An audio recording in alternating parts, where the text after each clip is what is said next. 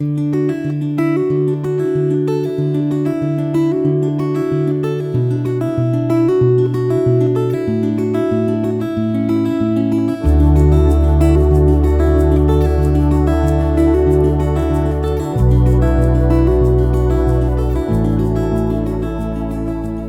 reading begins in Exodus, chapter 23, starting in verse 14.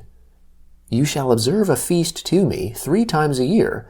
You shall observe the feast of unleavened bread. 7 days you shall eat unleavened bread, as I commanded you, at the time appointed in the month Abib, for in it you came out of Egypt, and no one shall appear before me empty. And the feast of harvest, the first fruits of your labors, which you sow in the field, and the feast of ingathering at the end of the year, when you gather in your labors out of the field. 3 times in the year all your males shall appear before the Lord God. You shall not offer the blood of my sacrifice with leavened bread. The fat of my feast shall not remain all night until the morning. You shall bring the first of the first fruits of your ground into the house of the Lord your God. You shall not boil a young goat in its mother's milk. Behold, I send an angel before you to keep you by the way, and to bring you into the place which I have prepared. Pay attention to him and listen to his voice. Don't provoke him, for he will not pardon your disobedience, for my name is in him. But if you indeed listen to his voice, and do all that I speak, then I will be an enemy to your enemies, and an adversary to your adversaries. For my angel shall go before you, and bring you in to the Amorite, the Hittite, the Perizzite, the Canaanite, the Hivite, and the Jebusite, and I will cut them off. You shall not bow down to their gods, nor serve them, nor follow their practices, but you shall utterly overthrow them and demolish their pillars. You shall serve the Lord your God, and he will bless your bread and your water, and I will take sickness away from amongst you. No one will miscarry or be barren in your land. I will fulfill the number of your days. I will send my terror before you, and will confuse all the people to whom you come, and I will make all your enemies turn their backs to you. I will send the hornet before you, which will drive out the Hivite, the Canaanite, and the Hittite from before you. I will not drive them out from before you in 1 year, lest the land become desolate, and the animals of the field multiply against you. Little by little I will drive them out from before you, until you have increased and inherit the land. I will set your border from the Red Sea even to the Sea of the Philistines, and from the wilderness to the river. For I will deliver the inhabitants of the land into your hand, and you shall drive them out before you. You shall make no covenant with them, nor with their gods. You shall not dwell in their land, lest they make you sin against me. For if you serve their gods, it will surely be a snare to you. He said to Moses, Come up to the Lord, you and Aaron, Nadab and Abihu, and 70 of the elders of the people, and worship from a distance. Moses alone shall come near to the Lord, but they shall not come near. The people shall not go up with him. Moses came and told the people all the Lord's words, and all the ordinances, and all the people answered with one voice, and said, All the words which the Lord has spoken we will do. Moses wrote all the Lord's words, then rose up early in the morning and built an altar at the base of the mountain, with 12 pillars for the 12 tribes of Israel. He sent young men of the children of Israel, who offered burnt offerings and sacrificed peace offerings of cattle to the Lord. Moses took half of the blood and put it in basins, and half of the blood he sprinkled on the altar. He took the book of the covenant and read it in the hearing of the people, and they said, We will do all that the Lord has said, and be obedient. Moses took the blood and sprinkled it on the people, and said, Look, this is the blood of the covenant, which the Lord has made with you concerning all these words. Then Moses, Aaron, Nadab, Abihu, and 70 of the elders of Israel went up. They saw the God of Israel. Under his feet was like a paved work of sapphire stone, like the skies for clearness. He didn't lay his hand on the nobles of the children of Israel. They saw God, and ate and drank. The Lord said to Moses, Come up to me on the mountain, and stay here, and I will give you the stone tablets with the law and the commands that I have written, that you may teach them. Moses rose up with Joshua his servant, and Moses went up onto God's mountain. He said to the elders, Wait here for us until we come again to you. Behold, Aaron and Hur are with you. Whoever is involved in a dispute can go to them. Moses went up on the mountain, and the cloud covered the mountain. The Lord's glory settled on Mount Sinai, and the cloud covered it 6 days. The 7th day he called to Moses out of the middle of the cloud. The appearance of the Lord's glory was like devouring fire on the top of the mountain in the eyes of the children of Israel. Moses entered into the middle of the cloud and went up on the mountain, and Moses was on the mountain 40 days and 40 nights. The Lord spoke to Moses, saying, "Speak to the children of Israel, that they take an offering for me. From everyone whose heart makes him willing, you shall take my offering. This is the offering which you shall take from them: gold, silver, bronze, blue, purple, scarlet, fine linen, goat's hair, ram's skins dyed red, sea-cow hides, acacia wood, oil for the light, spices for the anointing oil and for the sweet incense, onyx stones, and stones to be set for the ephod and for the breastplate. Let them make me a sanctuary, that I may dwell amongst them. According to all that I show you, the pattern of the tabernacle, and the pattern of all its furniture, even so you shall make it. They shall make an ark of acacia wood. Its length shall be 2.5 cubits, its width 1.5 cubits, and 1.5 cubits its height. You shall overlay it with pure gold. You shall overlay it inside and outside, and you shall make a gold molding around it. You shall cast 4 rings of gold for it, and put them in its 4 feet. 2 rings shall be on the one side of it, and 2 rings on the other side of it. You shall make poles of acacia wood, and overlay them with gold. You shall put the poles into the rings on the sides of the ark, to carry the ark. The poles shall be in the rings of the ark. They shall not be taken from it. You shall put the covenant which I shall give to you into the ark. You shall make a mercy seat of pure gold. 2.5 cubits shall be its length, and 1.5 cubits its width. You shall make 2 cherubim of hammered gold. You shall make them at the 2 ends of the mercy seat.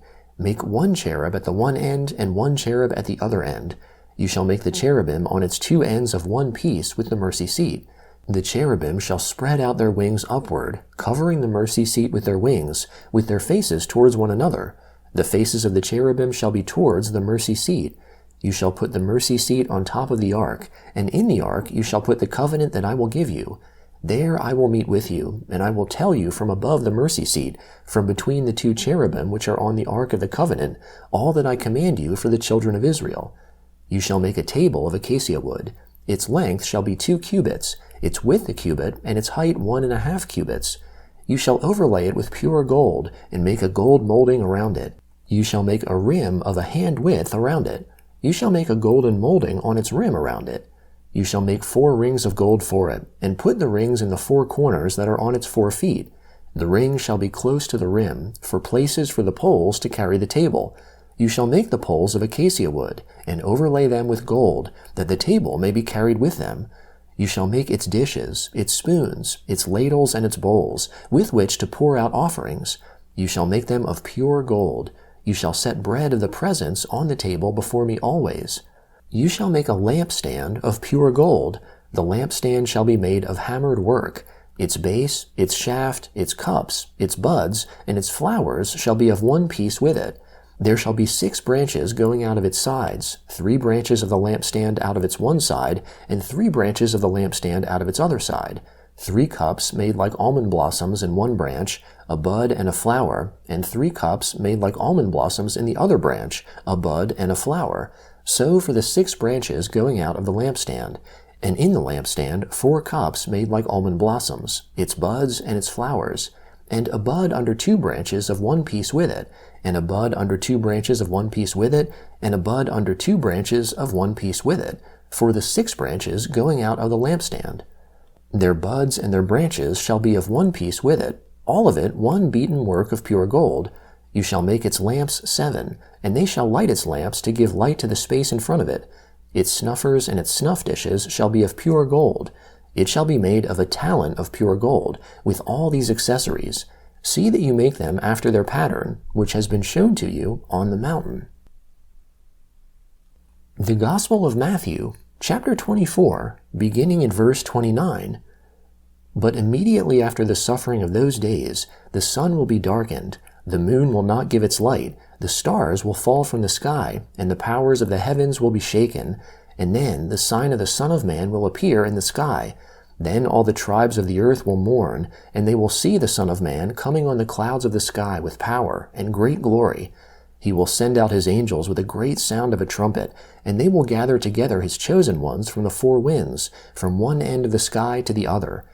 Now from the fig tree learn this parable. When its branch has now become tender and produces its leaves, you know that the summer is near. Even so, you also, when you see all these things, know that he is near, even at the doors. Most certainly I tell you, this generation will not pass away until all these things are accomplished. Heaven and earth will pass away, but my words will not pass away. But no one knows of that day and hour, not even the angels of heaven, but my Father only.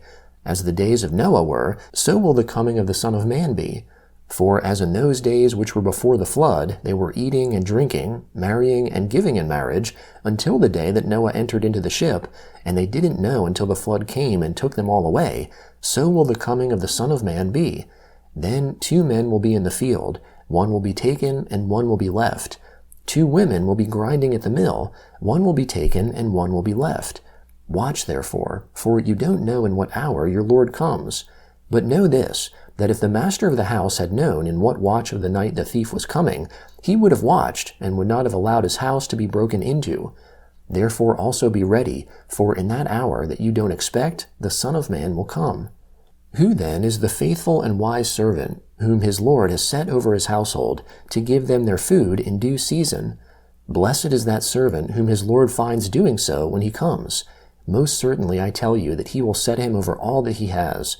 But if that evil servant should say in his heart, My Lord is delaying his coming, and begin to beat his fellow servants, and eat and drink with the drunkards, the Lord of that servant will come in a day when he doesn't expect it, and in an hour when he doesn't know it, and will cut him in pieces, and appoint his portion with the hypocrites. That is where the weeping and grinding of teeth will be. Psalm 30, beginning in verse 1. I will extol you, Lord, for you have raised me up, and have not made my foes to rejoice over me. Lord my God, I cried to you, and you have healed me. Lord, you have brought up my soul from Sheol. You have kept me alive, that I should not go down to the pit. Sing praise to the Lord, you saints of his. Give thanks to his holy name. For his anger is but for a moment, his favor is for a lifetime. Weeping may stay for the night, but joy comes in the morning. As for me, I said in my prosperity, I shall never be moved. You, Lord, when you favored me, made my mountain stand strong. But when you hid your face, I was troubled. I cried to you, Lord. I made supplication to the Lord.